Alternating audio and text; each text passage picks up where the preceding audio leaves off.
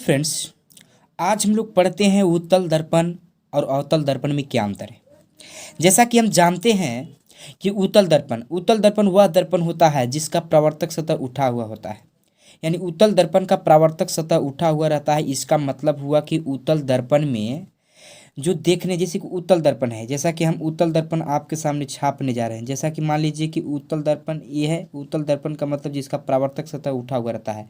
ये जो हुआ है, इस प्रकार से मैंने इसमें घिसावट दे रहा हूँ। ये समझिए तो पेंट किया हुआ सतह है, और जो ऊपरला सतह है वो चिकना सतह जो है उसी को परावर्तक सतह बोलते हैं। परावर्तक सतह का मतलब होता है कि देखने वाला सतह, यानी परावर्तक सतह से ही किसी दर्पण में किसी वस्तु को देखा जाता है। यानी देखने वाला सतह को परावर्तक सतह कहा जाता है। अब इधर जो पेंट किया हुआ सतह है, तो इसमें होता क्या है कि परावर्तक सतह उठा हुआ होता है। लेकिन इसमें क्या होता है, इसमें परावर्तक सतह तो उठा हुआ रहा, उसके बाद फोकस होता है, उसके बाद वक्रता केंद्र होता है। लेकिन इसमें इसमें परावर्तक सतह धंसा हुआ रहता है, जैसा कि हम आपके सामने छापने जा रहे हैं। जैसा कि इस प्रकार से इसका पेंट कर देते हैं। पिछला भाग पेंट कराया हुआ है, और इसमें देख लीजिए, इसमें होता क्या है कि अंदरला भाग जो है ये परावर्तक सतह है, और इसमें हम किसी वस्तु को देख सकते हैं। और यहाँ पर होता है एफ, और यहाँ पर होता है सी। यानी इस प्रकार से इसको हम छाप सकते हैं। यानी ये पेंट किया हुआ सतह है, और उसके बाद ई है जो एफ है, और इसको बोलते हैं वक्रता केंद्र। अब इसको बोलते हैं यानी वक्रता त्रिज्या, ये पूरा रहा से वक्रता त्रिज्या, और इसको फोकस दूरी बोलते हैं यानी एफ। तो इसका परावर्तक सतह जो है वो धंसा हुआ रहता है। अंदर से क्या है, इसका परावर्तक सतह धंसा हुआ है। उसके बाद हम लोग का अब अगला देखते हैं कि इसका फोकस दूरी धनात्मक होता है। इसका फोकस दूरी धनात्मक इसलिए होता है क्योंकि इसका फोकस दूरी जो है, फोकस है, ये देखिए दर्पण से दाईं ओर है। यानी दर्पण से दाईं ओर जो होता है फोकस, उसका मान हमेशा धनात्मक में होता है। इसलिए उत्तल दर्पण का फोकस दूरी हमेशा धनात्मक में होती है।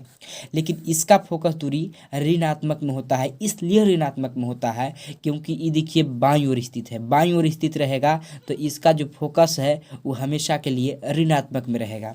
उसके बाद इसमें बना प्रतिबिंब हमेशा आभासी तथा सीधा होता है। आभासी का मतलब ये प्रतिबिंब झूठा बनाता है लेकिन सीधा बनाता है।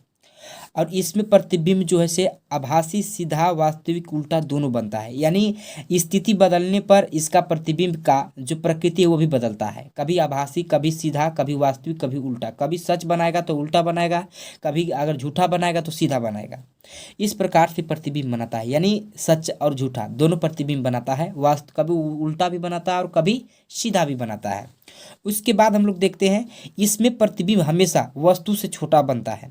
यानी हम कहें तो उत्तल दर्पण में हमेशा के लिए प्रतिबिंब जो है वस्तु से छोटा बनता है। लेकिन अवतल दर्पण में प्रतिबिंब हमेशा वस्तु से छोटा और बड़ा भी बन सकता है। यानी दोनों बन सकता है, कभी बड़ा भी बन सकता है तो कभी छोटा भी बन सकता है स्थिति बदलने पर। इसका प्रयोग दूर तक देखने के लिए किया जाता है। यानी इसका प्रयोग उत्तल, यानी इसका प्रयोग हम लोग दूर के वस्तु को हम लोग देखने के लिए कर सकते हैं। जैसा कि दूर वस्तु है उसमें ज़्यादातर इसका प्रयोग किया जाता है। जैसा कि दूर हमको देखना है तो दूर देखने के लिए, दूर की चीज़ों को देखने के लिए हम इसका प्रयोग करते हैं।